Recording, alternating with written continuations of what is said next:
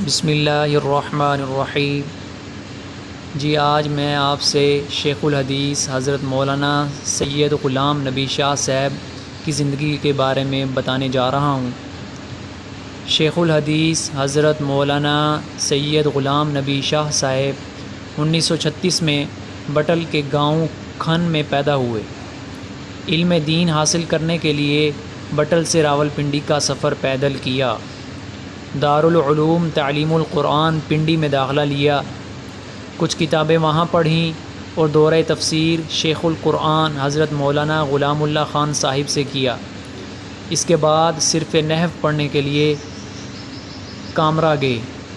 کامروی بابا سے صرف نحو پڑھی، وہاں سے نصرت العلوم گجرانوالہ کا سفر کیا۔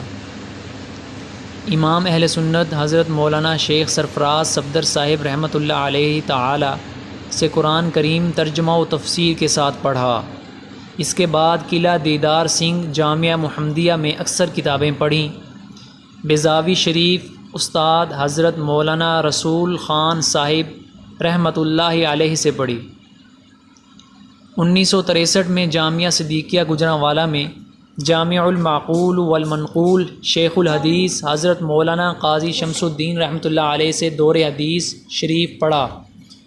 اس کے بعد 1964 میں جبوڑی میں مدرسہ جامعہ عربیہ سراج العلوم کی بنیاد رکھی تو چند سالوں میں ملک اور بیرون ملک کے ہزاروں طلباء علم کی پیاس بجھانے آ گئے۔ اس جامعہ میں بڑے بڑے علماء اکرام تشریف لائے۔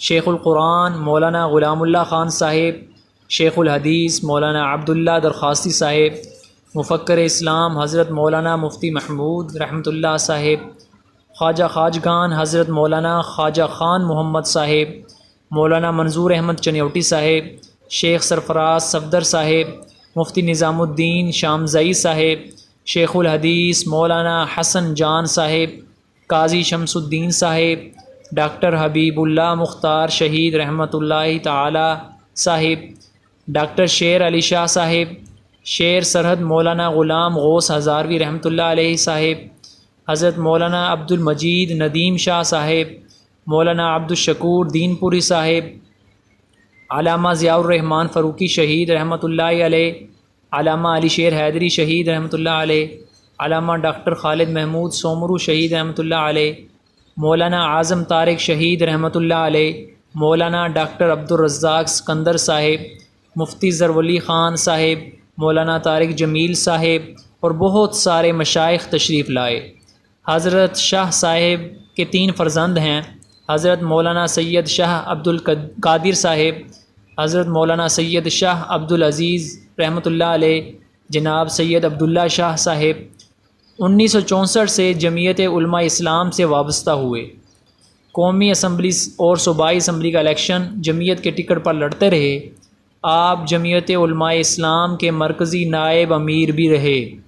1973 کی تحریک نظام مصطفیٰ کے سلسلے میں 3 مہینے ہری پور جیل میں رہے۔ حضرت شاہ صاحب اپنی موجودگی میں ایک بیٹے اور بہو کا صدمہ بھی دیکھ چکے ہیں۔ حضرت سید غلام نبی شاہ صاحب طویل علالت کے بعد 3 جولائی 2021 کو اپنے خالق حقیقی سے جا ملے۔ دعا گو ہوں اللہ تعالی شاہ صاحب کی مغفرت فرمائے اور تمام لواحقین کو صبر جمیل عطا فرمائے اور اللہ تعالی شاہ صاحب کی دینی خدمات قبول فرمائے۔